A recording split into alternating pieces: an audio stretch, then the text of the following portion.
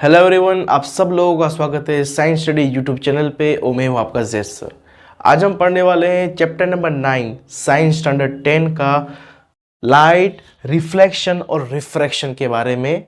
उसके अंदर एक टॉपिक पढ़ने वाले हैं साइन कन्वेंशन।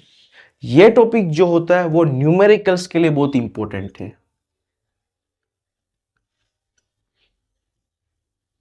न्यूमेरिकल्स के लिए बहुत ही इंपॉर्टेंट है। तो साइन कन्वेंशन किसका पढ़ना है? अभी मिरर का पढ़ना है। तो हमें यहाँ पे मिरर दो टाइप के होते हैं, एक तो होता है कॉनकेव, दूसरा होता है कॉन्वेक्स। अब मिरर दो टाइप के होते हैं, कॉनकेव और कॉन्वेक्स। चलिए अभी पहले हम पढ़ने वाले हैं कॉनकेव मिरर के बारे में। ये हमारी कॉनकेव मिरर की फिगर है। ये वाला जो सरफेस है जो कि केव फॉर्म में है, ये होता है रिफ्लेक्टिंग सरफेस, और पीछे की जो लाइनिंग है वो कोटेड सरफेस है। ये पोल है, ये फोकस है, और ये सेंटर ऑफ कर्वेचर है। और इस लाइन, ये इमेजिनरी लाइन को हम प्रिंसिपल एक्सिस कहते हैं।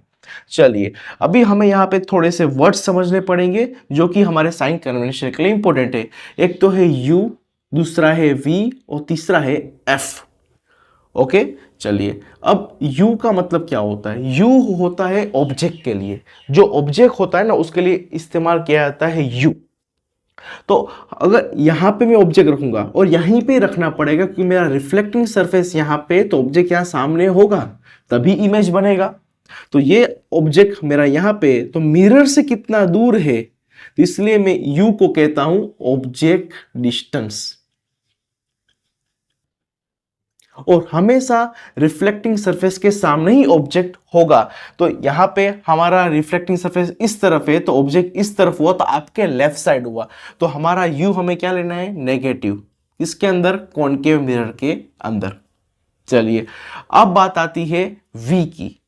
तो वी क्या होता है? वी होता है इमेज। इमेज के लिए हम इस्तेमाल करते हैं वी। पर इमेज कहां पे बनता है, कितनी दूर बनता है, इसलिए हम बोलते हैं इमेज डिस्टेंस। Image distance. अब ये डिस्टेंस कहां से मेजर करेंगे? ये डिस्टेंस हमें मेजर करना है मिरर से, कि मिरर से ये इमेज कितनी दूर बनी है। मिरर से इमेज कितनी दूर बनी है उसके लिए हम बोलेंगे v। चलिए अब ये v को हमें क्या लेना है? अब हमारे पास कॉनकेव मिरर की अगर हमने रे डायग्राम्स पढ़े हैं तो अराउंड 6 रे डायग्राम्स से, हाँ, अब उसमें से जो पहले 5 जो रे डायग्राम है उसमें क्या होता है कि हमारा जो इमेज है ना वो लेफ्ट साइड ही बनता है। हमारा जो इमेज है वो कहां पे बनता है? लेफ्ट साइड में बनता है। अब देखना, और जो लास्ट वाला जो केस है उसमें इमेज आपका राइट साइड बनता है। इसका मतलब बिहाइंड द मिरर बनता है। तो जब आपका इमेज राइट साइड हो तो आपको लेना है पॉजिटिव, और लेफ्ट साइड हो तो नेगेटिव, जो कि मैंने यू के लिए आपको बताया था। तो यहां पे हम लिखते हैं माइनस ने plus according to the condition.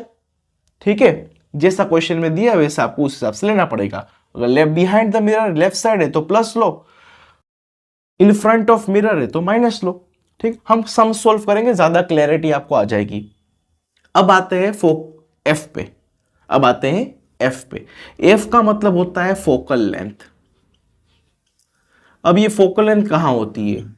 तो ये जो प्रिंसिपल फोकस है ना और ये पोल, इन दोनों का जो डिस्टेंस, इन दोनों के बीच में कितना दूरी है, कितनी डिस्टेंस है, उसको कहते हैं फोकल लेंथ। स्मॉल एफ से डिनोट करते हैं।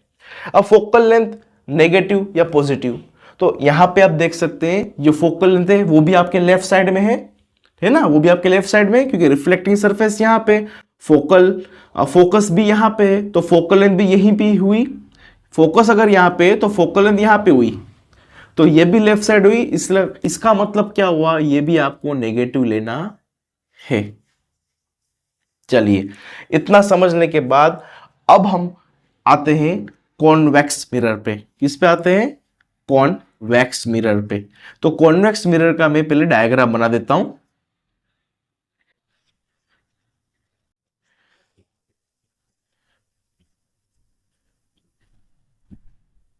ये हमारा कॉन्वेक्स मिरर का डायग्राम है। अब कॉन्वेक्स मिरर के अंदर जो कॉनकेव मिरर में पड़ा वही है, पर मिरर का जो रिफ्लेक्टिंग सरफेस है वो चेंज हो गया। देखो यहाँ पे कॉनकेव मिरर का रिफ्लेक्टिंग सरफेस ऐसा है, जबकि कॉन्वेक्स का ये वाला पार्ट है।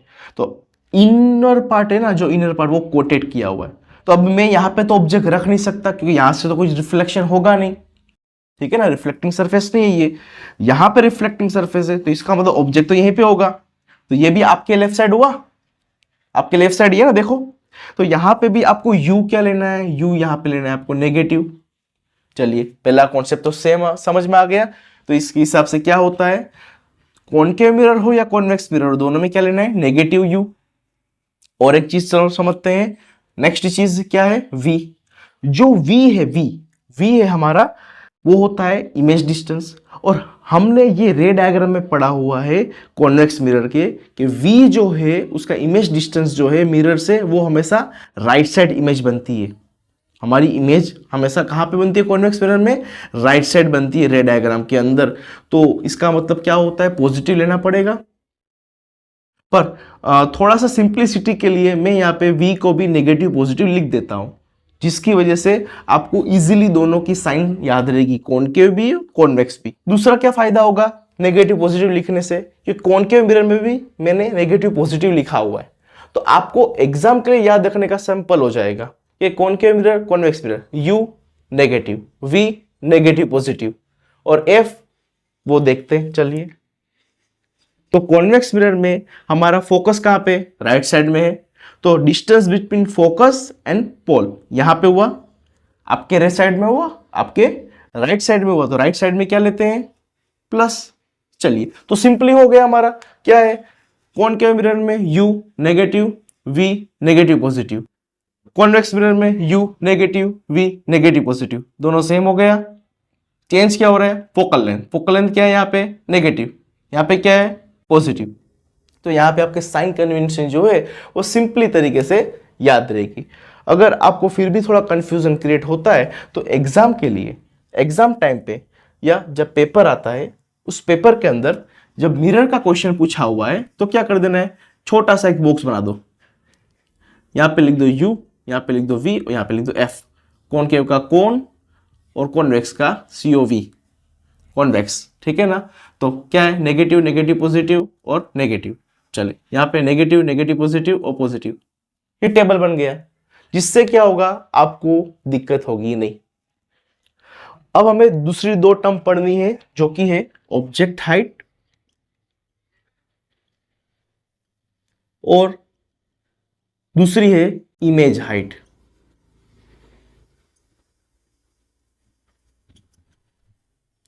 तो ऑब्जेक्ट हाइट का मतलब तो आप समझ ही रहे कि ऑब्जेक्ट की कितनी ऊंचाई है। अब कहां से ऊंचाई देखनी है आपको, प्रिंसिपल एक्सिस से।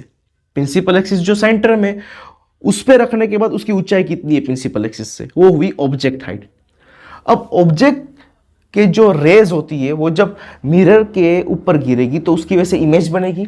तो इमेज की हाइट कितनी बनती है, इमेज कितनी छोटी बनती है या बड़ी बनती है, वो होता है इमेज हाइट, ठीक है। तो इमेज हाइट को हम डिनोट करेंगे h डैश से और ऑब्जेक्ट हाइट को डिनोट करेंगे h से।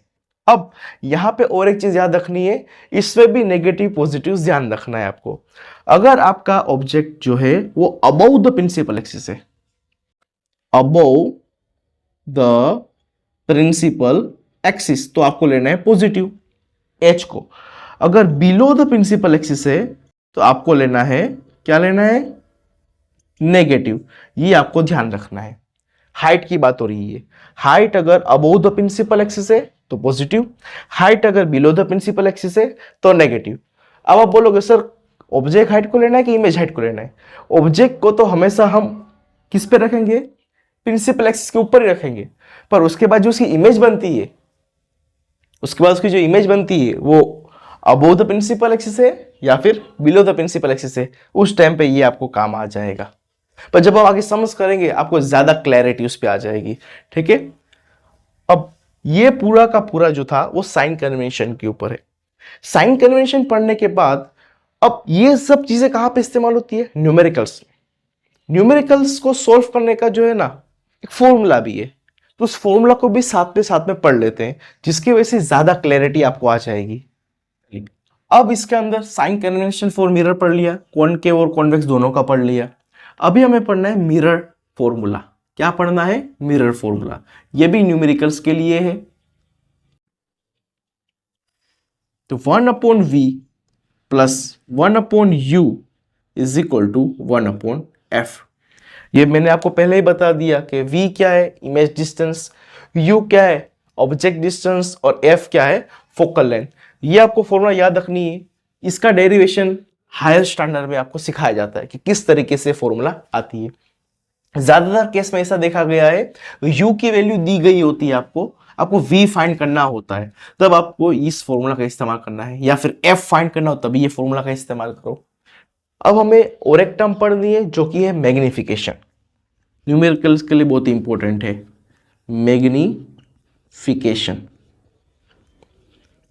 चलो, जिसको हम डिनोट करते हैं स्मॉल m से, मैग्निफिकेशन को। ये क्या दिखाता है? ये आपको नेचर ऑफ इमेज दिखाता है। नेचर ऑफ इमेज के आपका इमेज जो है वो कौन से नेचर का है। अब मैग्निफिकेशन की हमारे पास दो फॉर्मूला भी है। m is equal to h dash upon h। इसका मतलब height of image divide by height of object. ये हमारी मैग्निफिकेशन की फॉर्मूला हुई। दूसरी फॉर्मूला है m is equal to minus v upon u। v का मतलब होता है इमेज डिस्टेंस, u का मतलब होता है ऑब्जेक्ट डिस्टेंस, आगे है माइनस की साइन। आपको कौन सी फॉर्मूला इस्तेमाल करनी है वो आपको क्वेश्चन में देख के ही पता चल जाएगा कि आपके पास अगर h की वैल्यू दी हुई है तो ये वाली फॉर्मूला इस्तेमाल कीजिए, अगर v और u की वैल्यू दी हुई है तो आप ये वाली फॉर्मूला इस्तेमाल कीजिए। तो आपका आंसर भी किस में आएगा, नेगेटिव या पॉजिटिव में आएगा। अगर आपका m की वैल्यू नेगेटिव में आती है, इस पे भी नेगेटिव पॉजिटिव है, अगर m की वैल्यू नेगेटिव आती है तो इसका मतलब क्या हुआ, आपका जो आपका इमेज है ना वो कैसा है, रियल है एंड इन्वर्टेड है। ये आपको याद रखना है। अगर आपकी m की वैल्यू पॉजिटिव आती है तो पॉजिटिव आएगी तो उसका मतलब भी होगा वही वर्चुअल एंड डायरेक्ट।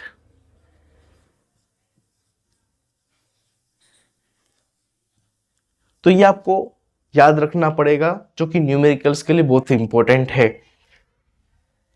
आगे नए आने वाले वीडियो के लिए चैनल को जरूर सब्सक्राइब कीजिएगा, और कोई सुलझाव हो तो जरूर दीजिएगा, कमेंट सेक्शन ओपन है।